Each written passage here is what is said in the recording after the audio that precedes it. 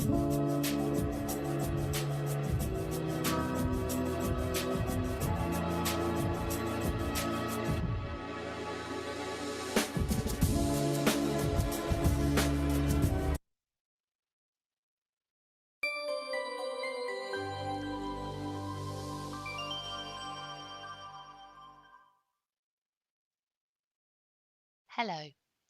and wherever you are in the world, welcome to this webinar. We're pleased that you're joining us for today's session, and before we hand over to our panellists, we'll run through a few housekeeping details. Firstly, there's a member of IOSH team operating behind the scenes to ensure the smooth running of this webinar. They are available to help you should you need it, and you can message them using the chat function, which is at the bottom of your screen. You will also see a Q&A option. If you have any questions relating to the content, please post these here. A Q&A will be carried out towards the end of the session, and we'll get through as many questions as we can.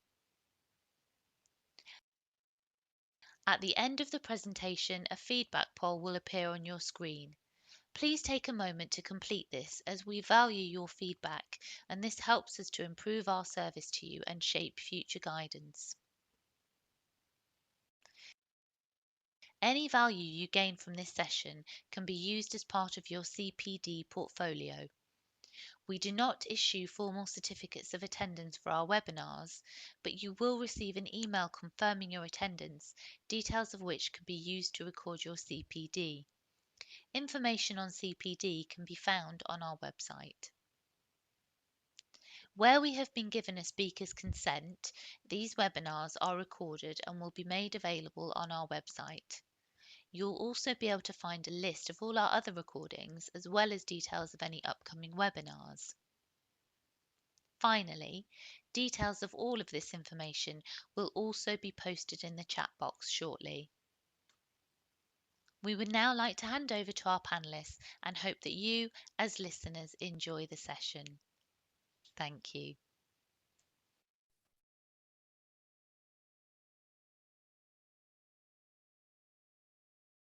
Hello, everyone.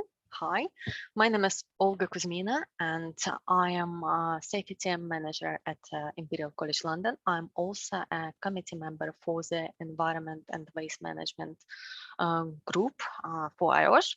So last year, I initiated a survey to identify knowledge gap of the specialists working with research waste in laboratories. And this year, we are hosting a series of webinars to cover these knowledge gaps. And this is a second webinar in the series. The recording of the previous webinar are available online, and I will send the link to the chat in a moment. Please use not the chat option, but Q&A when asking questions relating to this webinar. And I would like to introduce Anne, who is the Chief Operating Officer and Dangerous Goods Safety Advisor. She is a world-renowned expert in healthcare waste, and she plays active role in Chartered Institute for Waste Management, as well as International Solid Waste Association. Anne, off to you.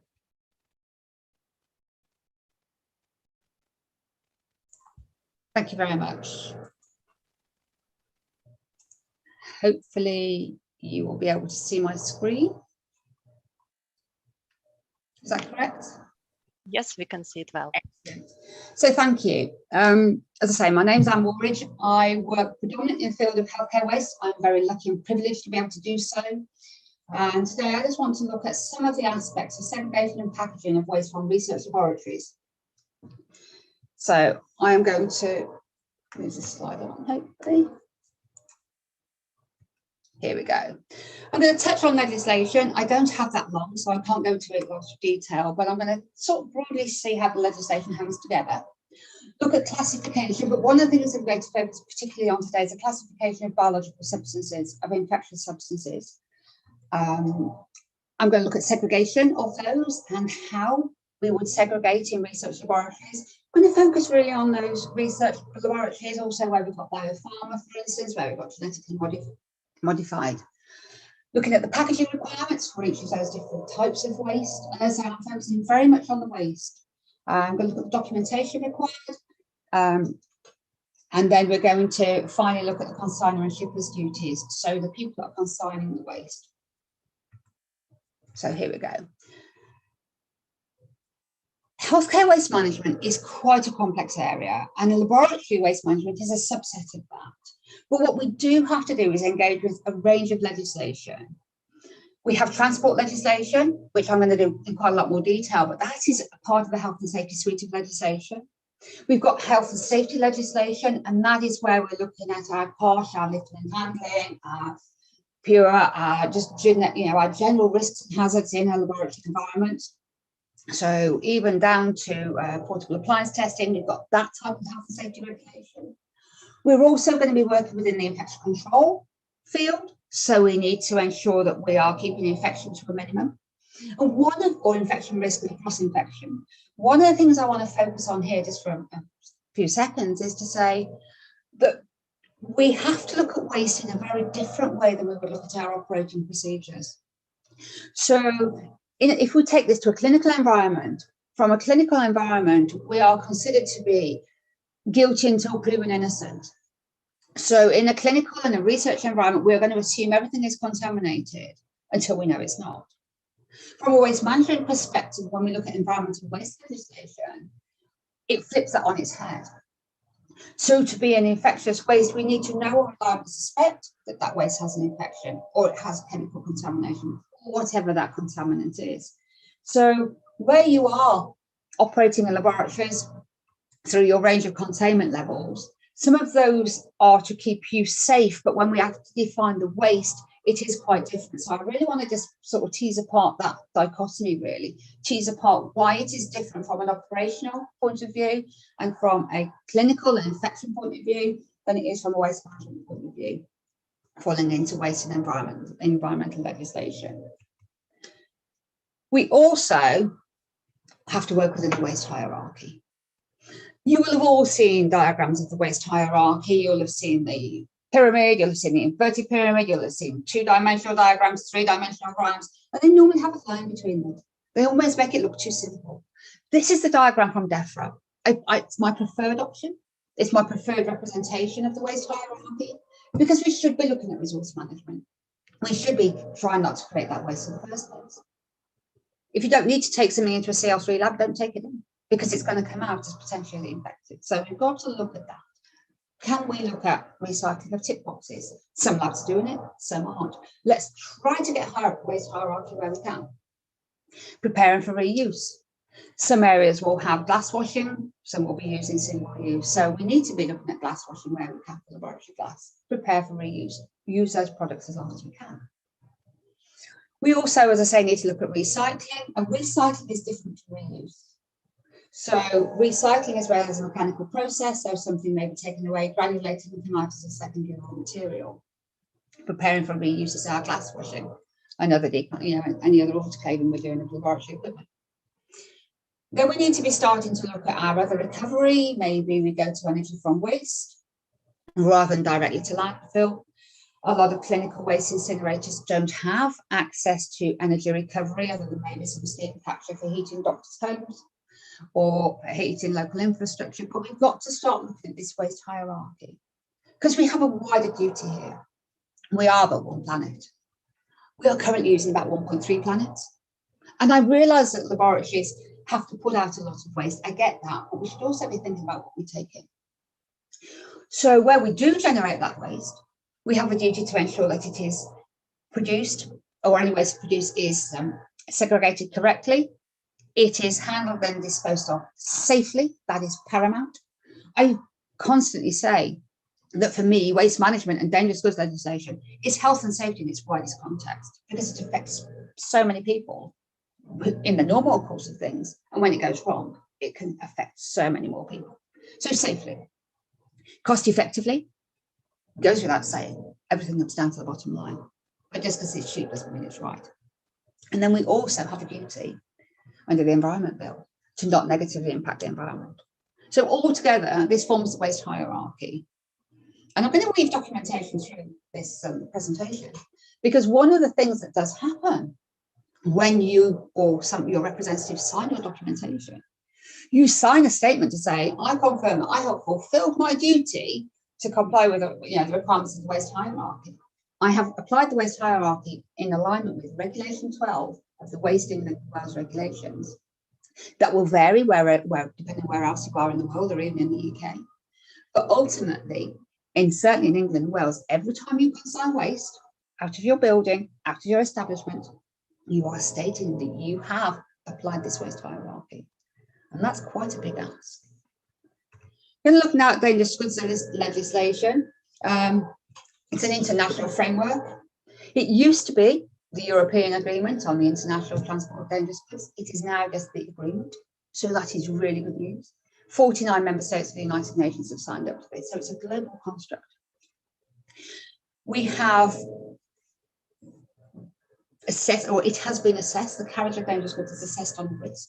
So we have regulations for air, sea, road, rail, and we also have some for inland waterways. Not that much dangerous goods does move on inland waterways, but it is still an exam option.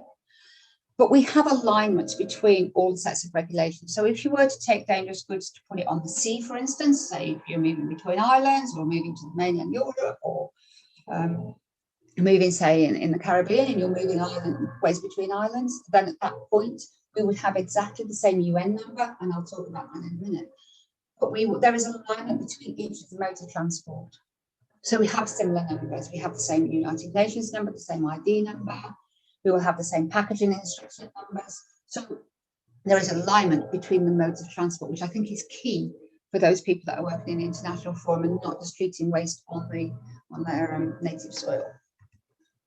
So for us, in England and Wales, our competent authority, and this does apply to Scotland and Northern Ireland in terms of the competent authority, our competent authority is the Department of Transport. However, the Health and Safety Executive is responsible for the enforcement of those regulations. So the carriage of dangerous goods and use of transportable pressure equipment regulations are part of the Health and Safety suite of legislation. So it's regulated by the HSE. They have divested the responsibility for that regulation out to the police and the Driver Vehicle Standards Agency. So, as you say, it's all part of this health and safety in its widest context. We also have WM3. This is a document that assists you in the classification of your waste, and I'm sure there's a lot of lab managers out there that have it as their handy Bible. Mine is by my side here, together with my ADR books and my other modes of transport. So this will tell you how to classify the waste, but we also need to look at what's supplied. So a combination of your safety data sheets and this book, WM3, you will notice that the title has changed in the last couple of months. It was historically first edition V1.1. It is now supplemented with GB, and you will notice that Northern Ireland has come off the badge. It is still badged, it's still accepted by the 4 devolved administrations, but it's, as I say, this new document is a GB only document. The other one is still available. So every single chemical and every single data sheet will have its properties analysed. And this is just a subsection. I'm sure you are so familiar with those data sheets. But just to say that we will use the hazard statements from here, transpose them into WM3, have a look at the classification, have a look at the hazard properties and the risk phrases. And from that, we can work out whether or not we have a hazardous waste. I'm not going to go into the detail of chemical waste because that was very competently covered in the last session. So I'm going to focus more on the biologicals now. So we have the European Waste Catalogue. If you are working in treatment and prevention of disease in humans, and that does include research and includes life sciences, we will be generating waste that fall into Chapter 18 of the European Waste Catalogue. There is also the WM3 lists every single waste type that is generated through the European Waste Catalogue. And that European Waste Catalogue, while it is European, will be staying into UK legislation because it's written in to let the list of waste is written into UK legislation. So you can see on here, for those that are not familiar, we have our red ones. They are absolute hazards in the chapter that we're written in. So we have infectious waste, for instance, of 18103 with an asterisk. So if you get to see this in black and white, you can still tell it's a hazardous waste because it has the asterisk after it. 180106 is where we have our hazardous chemicals. They may also be mirror entries in other chapters of the European Waste Catalogue. So this is really here for information, as these slides will be made available later. We have, in addition to WM3, and I know this looks like a relatively old document, but we have the Water UK guidance, because laboratories have historically put a lot of stuff down the drain, always with copious amounts of flowing water, but there is still a history of putting stuff down the drain. And in a lot of cases, that is absolutely permitted.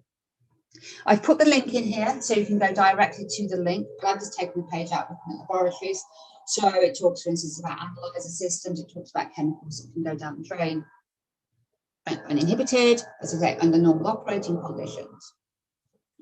There are 12 pages of chemicals, and I'm sure you will be able to come along and say, but so-and-so a chemical's not in there.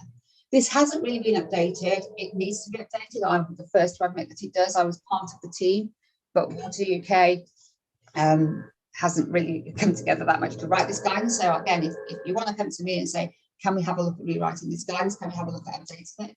I would certainly be happy to put your proposal through to Water UK. So it lists a range of chemicals as what's permitted under normal operating procedures. And then there are others. It doesn't prohibit very many things at all. But what it does do is say you have to query with your local sewage undertaker or your regional sewage undertaker prior to consigning to the drains. So there's quite a big difference from, I live in rural Shropshire. We have little tiny drains. And if you're at the back of a hospital or laboratory, you could potentially cause a problem. When you go to the sewers in London, I shouldn't put some photographs up, but the sewers in London, I can walk around in them. So, sorry, Olga, you had your hand up, was that? Yes, sorry, Anne.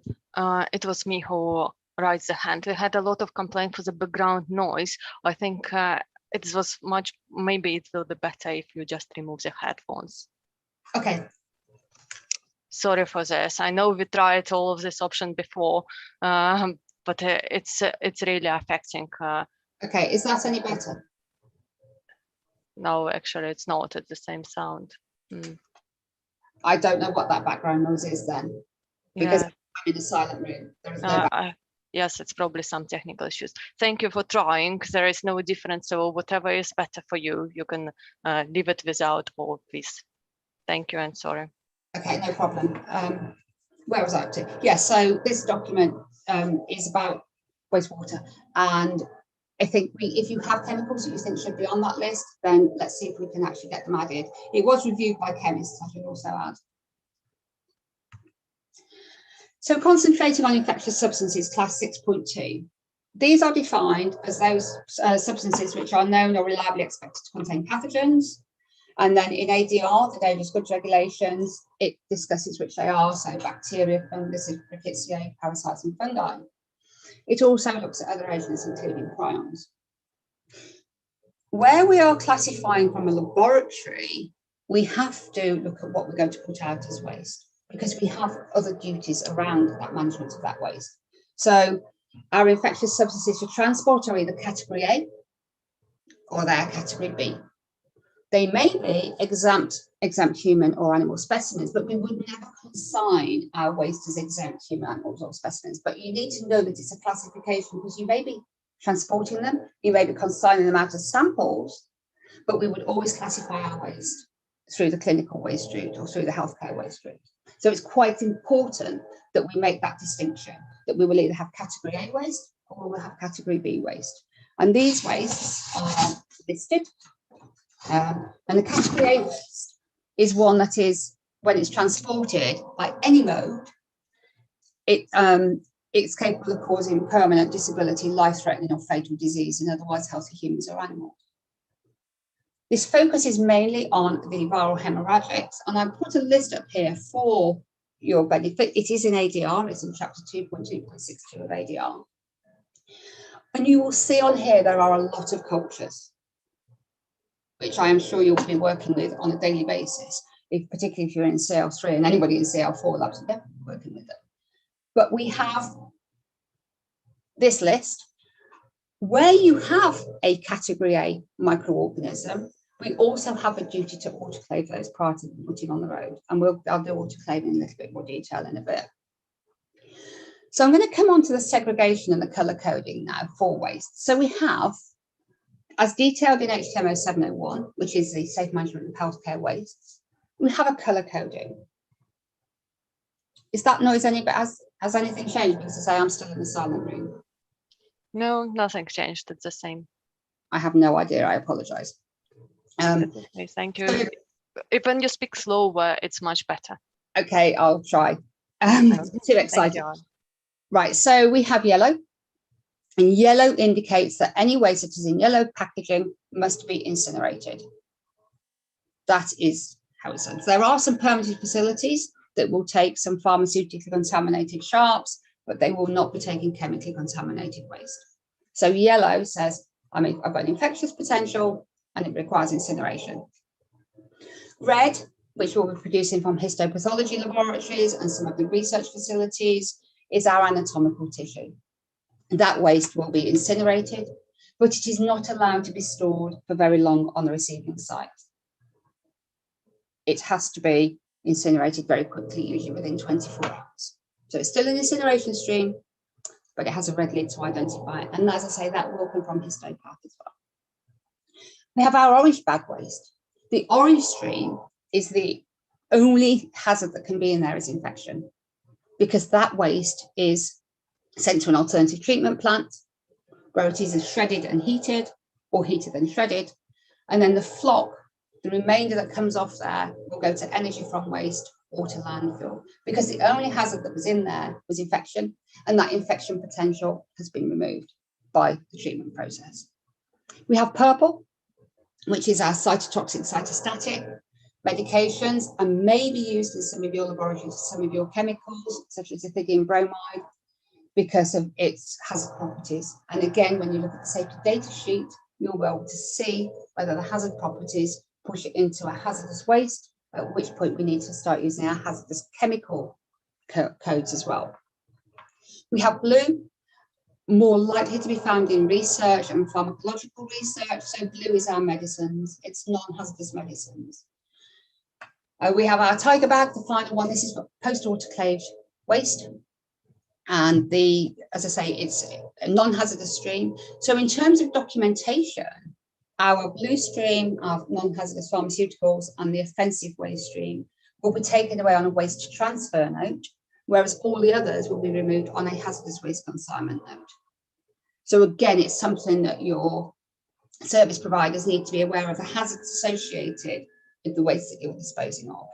And by classifying it correctly, knowing its properties and putting it into the right containment, and this isn't a sales pitch, this is just a really nice picture that shows different types of the colours and the application of them.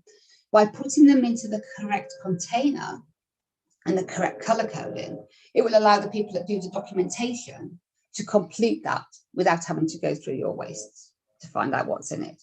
They will, however, on an annual basis, come and do what they call a pre-acceptance audit. So they will come to check your waste to see what's in it, so they can inform the waste contractor what's coming. Because that way, then the waste contractor doesn't have to start opening up your hazardous waste as well. Because a lot of your waste from a CO2 lab will go out as infectious clinical waste. All category A wastes must be autoclaved. There is very little reason as to why you would ever not autoclave that waste. And in the event of an autoclave failure, we have to use specific packaging. We have to use a special UN 2814 triple packaging that passes a 9-meter drop test, etc. So normal clinical waste is classed as a medium risk, but when we get to our category A wastes, they are classed as very high risk. They're classed as high consequence dangerous goods. They would need to move under a security plan with the knowledge of the authorities. So it really is crucial that we do autoclave those wastes. So as I say, most cultures should be autoclaved. I am seeing laboratories putting business cases in now to not autoclave.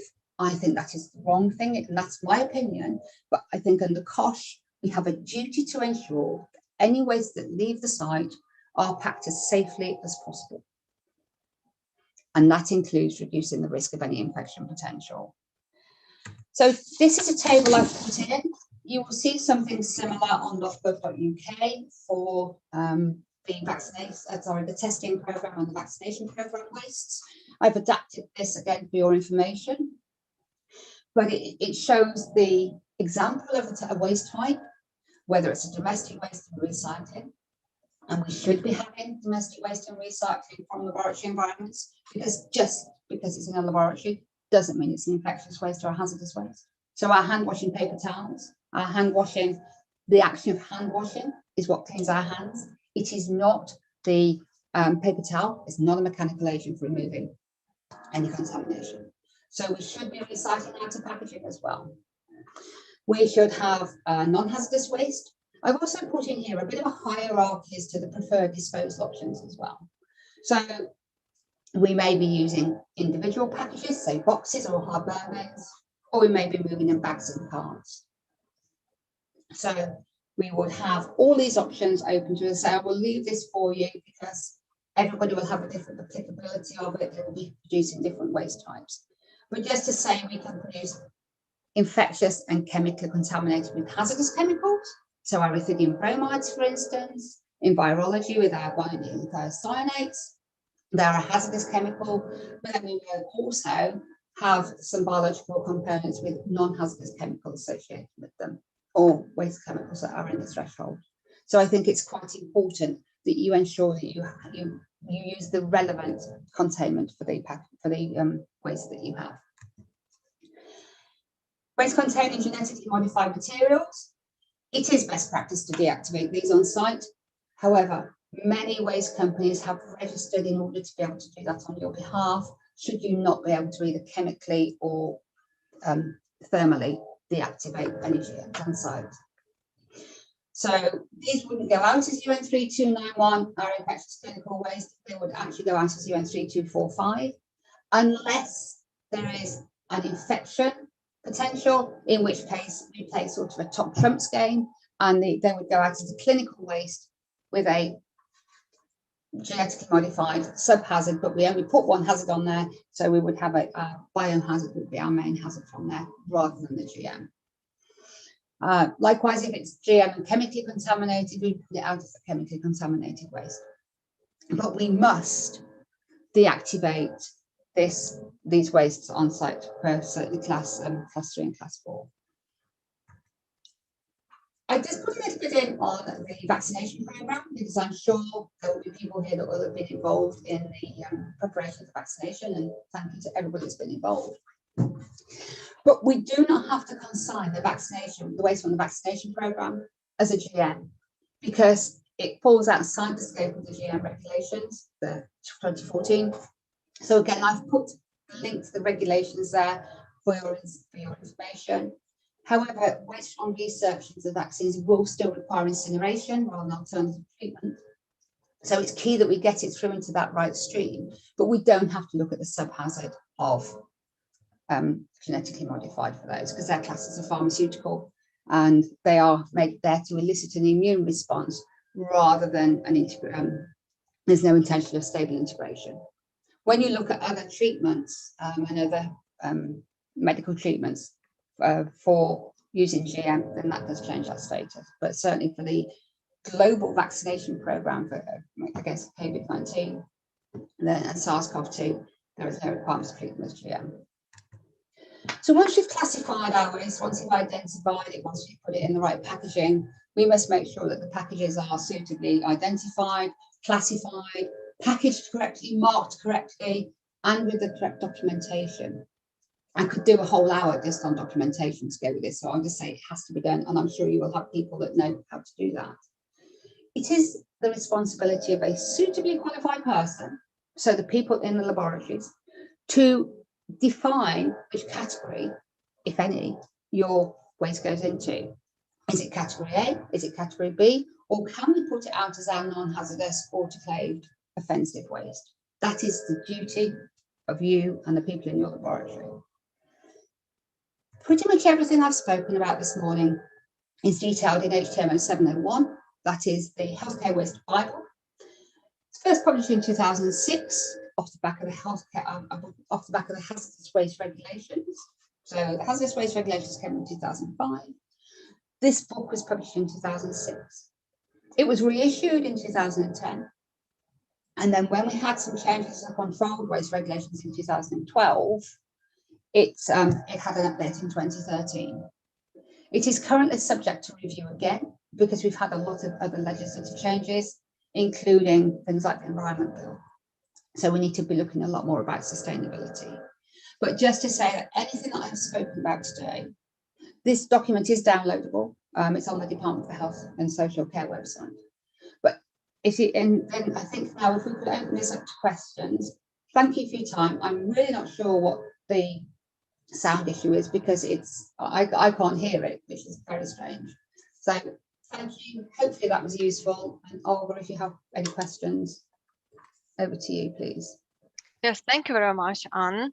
Yes, despite the sound issues that I don't know how they arise, because when we tried it, there was no such a effect, strange effect. So we do have a couple of questions, and people still enjoyed it. Thank you very much. It was very useful to find out where we can look for information, like, for example, this waste management guide is available on HSE website. This is available where you put the link and information. So thank you very much. Yes, I confirm to everyone that the recording of this webinar will be available with transcript, which I will have a look and try to polish out. Also, slides will be uploaded together with the recording, and in the end, we will send out a question and answer list following our communication now. So if you have any questions, please put them in the Q&A section, not in the chat. And bear in mind, please stay with us until the closer to the end, where there will be a poll, a feedback poll, so we know how to improve it in future.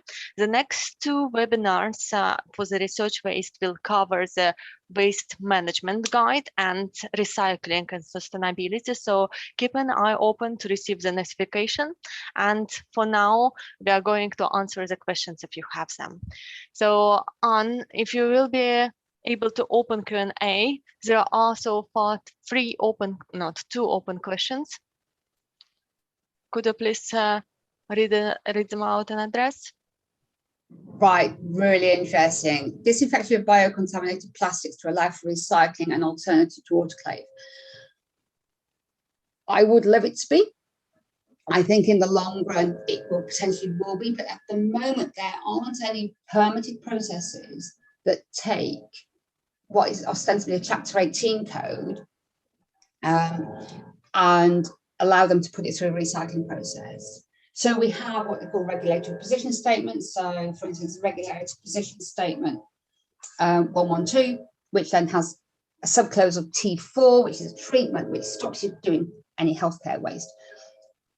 Yes, I will have. Yes, I should have commented. Actually, colour coding is very, very different in Scotland and Northern Ireland. I should say that the colour codes that are there were predominantly England and Wales. But in terms of recycling, I think we start to have to look at what we're generating. And if the best way we can do that is to change legislation. So we have to start looking at the risk. I think Star Labs have done it with the tick boxes. So they have come out. What are the hazard phrases? Right, okay, I'll come to that. So I think we as a sector, we as research laboratories, we as healthcare waste, we have to look and start saying to people, does that need to go in there? Are we using things effectively? Because it's going to be a while before legislation catches up to say you can start to recycle what is ostensibly a medical waste. And that's our problem, because we fall into Chapter 18.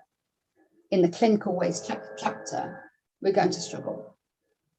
But I think people will be starting to look at it because we only have one planet, as I said earlier.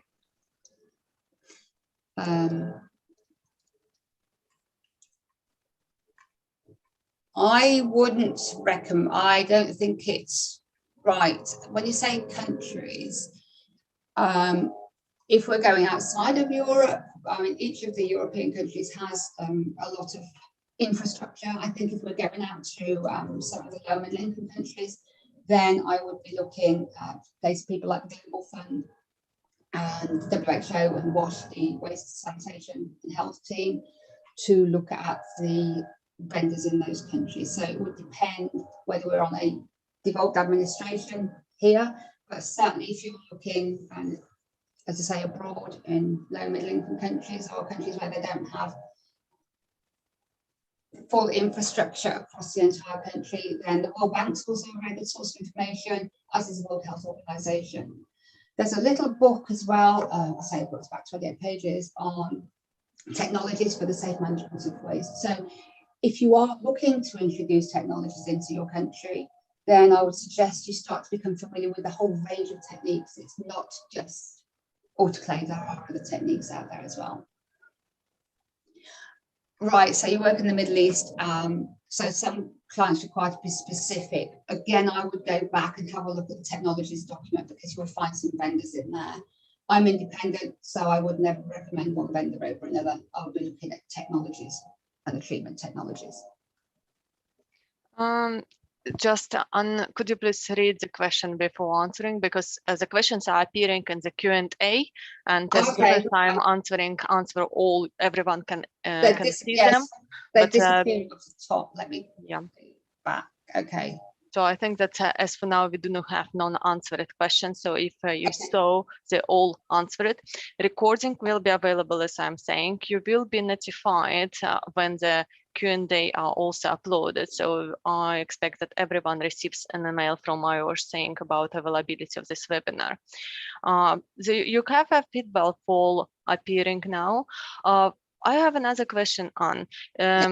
We do have now, we are trying to introduce, or we are in stage of introduction of recycling scheme from the gloves, and one of your tables that you presented classified the outer gloves as a hazardous waste, and according to this waste management document, certain amount of waste they may not be considered as hazardous. Is it the correct approach for us to undertake to classify the gloves not by the fact that they were using in the lab, but by the fact how much contamination they may have, and if they have below the level of contamination that is advised by the guide, then to consider it non-hazardous waste? Yes, so your classification will be based off who you are, where you're doing it, and what you're doing with it. So if you have used your gloves to, I don't know, clean the sink, I would class that as not hazardous at all, because you use that to protect you from any cleaning chemicals. If you are double gloving because you're unpacking category 3, category 4 pathogens, so like your TBs and your serious, etc., and you've double gloved for that, I would then suggest that the outer glove is an infectious glove, potentially, whereas the inner glove is just to protect you. So that could go in a different stream. So you've got exactly the same product. So it's your professional duty to decide what that contamination is. So you may have gloves going into the offensive waste stream, particularly where you're working in biopharma, for instance. You're wearing your gloves to protect your product from you. So at that point, it's ridiculously clean that there would be no contamination. So at that point, that wouldn't be an infectious glove, that would actually be an offensive waste glove. Okay, am I correct with regard to the packaging? Because I've witnessed situation myself, and the sharps containers, the one of the you showed bio beans, those cardboard one, and they have different coloring. So I've seen the one that is colored purple, which is for what is it? Cytotoxic waste, and it was used for general sharps. So would it be an offense to submit a general laboratory contaminated sharps, which probably are chemically contaminated rather than biologically, to the waste contractor into this sharps box? I think you would have to look. I would certainly say, so the definition of clinical waste does have an infection potential? There's 3 sections of that, but one of those, it's still a clinical waste if it's sharp. Okay. So a used sharp is a clinical waste if it's come from this sector, if it's come from research. Yes. So it's not incorrect. One of the things with the purple I think it's used because it identifies maybe where you've done a lithium bromide or where you've done a hazardous chemical as opposed to a non-hazardous chemical. So if we were in a ward environment, a cytotoxic medication with a needle and a syringe would go into a purple bin, whereas a non-hazardous pharmaceutical or a non-hazardous chemical will go into a yellow bin. So while it's not ideal, you still should be describing accurately on your hazardous waste consignment note. So you should be saying sharps contaminated with whatever the properties are, because part of that note lists the hazard properties. So you may say, I don't know, acute toxicity, it might be mutagenic, it might be toxic for reproduction. If you've got those hazard properties, anything other than infection, then at that point, the purple is probably the best. But so color coding will be, in addition to using correct color coding, we also have to specify all the risks and all the hazards on the consignment note. Yes, yes. And that's part of your wider duty of care as well. Okay, so we do have quite a few more questions. So we have a question about chemical lab gloves, and if they have minimal chemical contamination, are they hazardous waste or general waste or recycle if it's possible? And so for this, we just answered that depending on what substance they contaminated with and what is the level of contamination, they will be considered as either hazardous or no hazardous. So at Imperial, when we are trying to introduce this glove recycling scheme, we have prepared already a guide what researchers should look at to decide for themselves, is this glove contaminated or not. So perhaps your organization should look into this too and decide if the recycling option is available for you. Can I just ask a question back on recycling of gloves? Yes. What are you going to recycle them into? So there is a TerraCycle scheme. So they are recycled into the furniture and into the kind of plastic packaging. And gloves are polypropylene. So potentially for a face mask. I'm not sure. I'm not sure. I know that they collect for recycling gloves, and they collect for recycling coveralls, which are used, for example, in the class 2 labs. So I'd be asking to see their permit, and I'd be asking to find out what they're doing with it. I can send you a link, or I can put it in the chat for this scheme. Maybe somebody else will be also interested. Waste. So we need to be just a little bit careful that you don't consign what you would class as a Chapter 18 medical waste. Yes, absolutely. And it's not, I know a lot of people are doing it, but we just have to make sure that we are sending. So I've got a question here: could the gloves be clear before recycling if they come from a CO2 lab? If they're contaminated, potentially yes, but again, I would suggest that there are other things that would make a better recycler than maybe a nitrile glove. So maybe we should be perhaps focusing our efforts more on the hundreds of thousands, if not millions, of chips that are used, because there's probably more usable polymer in those. There is also, looking forwards, some countries have started to look at taking the clinical waste treated as it is, so the infectious waste, but then pulling out the polymers from the post-treated waste. So I think that's something also to be aware of. So we may have fewer streams leaving our premises, but we'll have better use at the end because there'll be the economies of scale there. I have here a couple of people asking that they cannot find the previous recording, so they will not be able to find your recording as well. What I'm going to do, I'm going to briefly share the screen and show how to find it. It is here in the webinars. You will be able to see my screen now. Maybe not. No, you can't. Share the screen and choose actually what I want to share. Here it is. And strangely, it doesn't. We can see the IOSH webinar recordings page. You can see. Okay, fine. So if you scroll down to this page, you can see volunteers-led webinars, and under the group webinar, because this is by the Environmental Waste Management Group. Here it is, and this is the last one. So when we have recording in the next couple of weeks of this webinar, it will appear in the same section here. So we are coming back to the Q&A session. I hope that I stopped sharing. No. Yes. Where I have loads of questions here, right? Spray paints, again, I would try to get rid of your spray paint through your estates and facilities department. So where you would be losing other estates facilities, so say paints, varnishes, solvents, I would be using that stream for the spray paint. That was the case. Beneath, if there is a spill of hazardous material from a lab, where do I get the guidelines for this? And this will depend on your local infrastructure. I'm afraid I cannot tell you because it depends what infrastructure you have in place. Orange bags and clear labels for asbestos. This is John's question. I'm aware that predominantly we use red for asbestos rather than orange because the orange will have a biohazard symbol.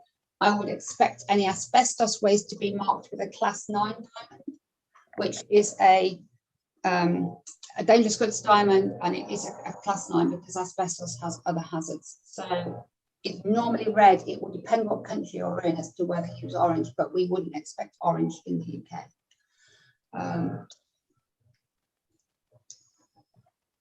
Adam, yes, I don't have to think for that one. Helpfulness. I'm asking a question about the future. How do I get feedback from professional college? My email address for my sins is on the last slide. I work with the Chartered Institution. I have interactions with Chartered Institution of Waste Management, interactions with the Environmental Services Association, work very closely with the people in ISWA, the International Solid Waste Association, and yeah, so sometimes I'm leading this research, sometimes I'm following other people. I work very closely with the regulators in all 4 devolved administrations. Every day is a school day. Every day I'm learning something new. So it's fascinating. So I do get feedback from professional colleagues. So Paul, you're collecting the nitrile ones from environmental labs. I think it's brilliant. I just think we have to make sure we get maximum value, because there also becomes a recycling fatigue. We have so many bins in so many environments. We have to make sure that we don't segregate people out, that we can make the maximum use. And whether that's through technology at the receiving site, whether that's source segregation, we have to make sure that we capture the best polymers. We've got to make sure that we maximize, we get the maximum bang for our buck. Like we get 80% of our recycling for 20% of the effort, because getting that other 20% is challenging. Getting from 80 to 84% is really hard. So there's still a lot to be done in the laboratory environment. I firmly believe there is a lot more that can be done. And as I said before, I would prefer to see whether we can look at starting to decontaminate tips and possibly capture that. I also think we need to look at the bins we're using. The times I go into laboratories and I see every station's got a 60-litre hard burn bin. Sometimes they have a bag liner in it and they're using it as a bin, an open lidded bin. Other times we have just get the lid on at the end of the day and they go out. So we've got, in addition to the plastic that's going in, whether it's a polyacrylate tube, whether it's chips, whatever it is, whether it's cartridges, we've also got the weight of the bin. Yeah, I'll have a look at the TerraCycle certificate, because I mean, if they're permitted, then that's absolutely brilliant. And I suspect what they're doing is they're going through a permitting process. So then let's see what polymers come out. 10% acetone and 90% water need to be regularly called down the drain. Please have a look at the Water UK document. I'm not going to go into individual chemicals. Have a look at the Water UK document. It will tell you, if you have a doubt, if you think it should, contact your sewage undertaker. You may find, because flammability of fire is a risk in, an explosion is a risk in the sewage. Can you classify as general waste gloves? That's a matter for you and your waste contract. So if you haven't used them for a clinical function, you haven't used them in certain areas. So for instance, I could serving a cup of tea or washing the sink in a clinical environment. Yes, they are general waste. But you have to let your waste contractor know that they're coming. You've risk assessed them to say there is no risk on these gloves. So that is something, that's a matter. And I think that as we go forwards, as we drive the agenda forward, we will start to see changes in that. 18 months ago, you would not have seen normal people, I say normal people, that's the wrong phrase, you would not have seen your normal shopper shopping with a pair of blue nitrile gloves on. It just wouldn't have happened. So the fact we're now finding nitrile gloves in supermarkets, we're finding them on the tube, we're finding them on buses. I think the waste contracts have got to go. These have been used as social distancing waste, so there will be an acceptability. Should a griff bin have a bag inside in case the outer bag is ever damaged or the lid comes off? If the lid comes off, you haven't put it on right. They have a plastic seal inside. So we shouldn't really be having bags inside. Again, you need to use a package that is fit for purpose. If you have liquids in there, then you should be absorbing them anyway. So you should be using some sort of absorbent granules. These bins, the griff bins or the beaver bins, whatever you want to call them, pass what they call a 1.2 metre drop test. They're UN approved. They are designed for them not to come off even under impact of 1.2 metre drop. So I think I would be looking at resource efficiency and say, no, I don't need a bag inside. I know lots of you use them as a bag holder because they're convenient and they don't have a lid on. But yes, you should be making sure that your waste, the waste you put in, shouldn't be liquid anyway. When do you need a license for an items down the road? The list is in the Water UK document that I gave you, Neil. So we put that list there. There will be things that do need permitting, and some of you, if you're particularly working on older hospital premises, much as it pains me to say it, some of you will still be allowed to put some pharmaceuticals down drain because it's on your permit, it's on your discharge consent. So have a look, have a chat with your water sewage undertaker. They are human people. They're human beings at the end of the day. They just want to make sure the people at the water treatment plant are safe, and they also don't want to kill the bugs that are very nice to mention away all our sewage. They want to make sure that stays, in a healthy position. They want to keep those bugs fit and healthy and alive for as long as possible. So the last thing you need to do is to try and poison them all. So it depends what it is. Have a look at the list. Have a word with your sewage undertaker. Do you even know where some of your drains are? What was the WM3 publication? WM3 is the guidance on. But it's. I will put a link. I will put a link to it. You'll put the link in, yes. It's absolutely brilliant. Thank you so much, Simon. Yes. Hi, Simon. Moving clinical waste bins away from the hygiene sinks. Just do it. Just put a domestic bin there, please. Your hand washing paper towels. The reason I get people say is, oh, well, if I put it there, if somebody puts some gloves in it, I'm going to get in trouble. Training people not to put the gloves in the bin by the sink. It's about training. It's about awareness.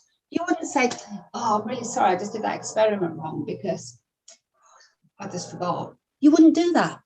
You wouldn't see a nurse going, oh, I'm really sorry, I've just given you an injection in your arm and it should have been somewhere else. You wouldn't do that. So why do people just go, I might make a mistake with waste? We shouldn't do that. It's an extension of your research process. It's an extension of clinical process. It should be an extension of what you do. Until you leave that door of your laboratory and put your outdoor coat on, that whole process from you walking in to walking out, including your waste, should be part. You should take a professional pride in this. EPR 507 has been replaced, I'm sorry to say, Jane. It is now guidance for permitted facilities for clinical waste. EPR 507 is still in its outgoing phase. It will be completely superseded by next July. So on the Environment Agency, it's guidance for permitted facilities for clinical waste. So it was out to consultation 2 years ago. The ostensible changes for that are changes to storage times and where waste can be stored. So a lot of it will be stored in, will have to be stored inside. Polystyrene serological pipettes considered sharps. They're not suitable for a bag, because otherwise we end up with what we call a hedgehog bag, but they are suitable for the cardboard offerings, and a lot of companies make what we call a 4G box now. So the cardboard offering is perfectly suitable for your tips, because they're not sharp, as in they're not a blade and they're not a hypodermic, they're not a needle. Needles and blades, and also glass pasta pipettes must go in sharp spoons. But yeah, you can use a cardboard box if you can. Reduce your environmental impact a little bit. Sorry, on what you are saying, the EPR 507 was replaced with? It's permitted. I can't actually remember its actual title. I don't know why I'm working it. It's guidance for permitted facilities, clinical waste. I will find a link for you. Okay, fine. Thank you very much. When we will put together the Q&A document, we will put there this information. And also, if we can add there the link for this, I think that you told that there is a link for a document that describes what can put down the drain, or the links in the presentation. Is in the presentation already. Great. Thank you very much. COVID-19, how should we classify face mask waste? Well, would you have worn a face mask in your laboratory prior to COVID-19? Probably not. So I would suggest that rather than that being a PPE, it is a social distancing waste. If you're in a clinical area where you have got patients with COVID-19, then that absolutely classes as an infectious clinical waste. Without doubt. You will notice if you work in a hospital at your doors, you've probably got an offensive waste bin, a tiger bag waste. So that is for people that have been flowing through clinical areas. If you work in an office in a hospital, you can put your face mask in domestic waste. So again, one item, who you are and where you are, depends on its classification. The serological pipettes, use the cardboard offering if you can, because it reduces environmental impact.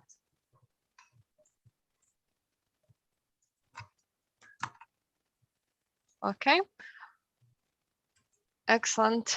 We do have just a couple of more minutes for any late questions. Yeah.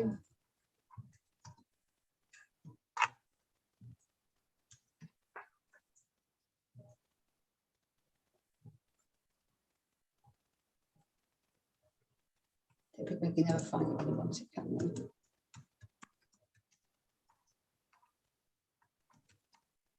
No more questions.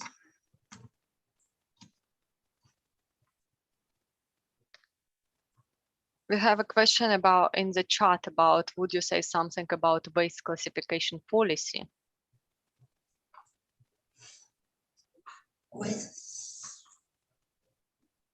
So, sorry, can you repeat that question? In the chat, we have a question. Would you say something about the waste classification policy? I'm not sure what exactly they want to hear. So the classification policy, I suppose, are you referring to maybe the definition in the control waste regulations, which says that it will classify anything as infectious waste that is contaminated with known or reliably suspected to contain pathogens or their toxins? So from an infection control perspective, that's everything. From a waste management perspective, we say, is it contaminated? Can I see it? Do I know it's been in contact with something? So I think we actually overclassify a lot of infectious waste because we say, well, it might be infectious. Because our infection controller said it might be infectious. So, and I think even through your health and safety and your biological safety officers, well, it might have container risk. I think when you start to go back to taking responsibility and saying, is it infectious? It may have other hazard properties. It may be genetically modified. It may be chemically contaminated. But in terms of waste that is genuinely infected, very little of it actually is infectious waste. Microbiology on the whole, yes, because you're saying, and virology, you're sending things in to be tested for infection. You know, that's what you're sending it. But you go to just your blood sciences, you go to histopath, where everything's fixed to, you know, it's a fixed specimen. How can it be infectious? You've got a slide that you fixed. You do solvents and you fixed it. You can't catch infection from it. So I think we have to look at that classification. And I think we have to take the letter of the law and interpret it as it is. Is it known or reliably believed to contain pathogens or their toxins? We have another question for you, Anne, in Q&A. Right, let me jump back here. Sorry, this isn't.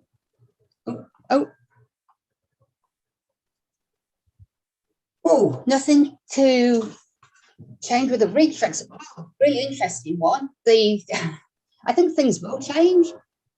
Certainly, I don't know whether you're aware with the lateral flow devices, some of them use Triton X100. Its sunset date was the 4th of January 2021. However, it's been given a 2-year exemption.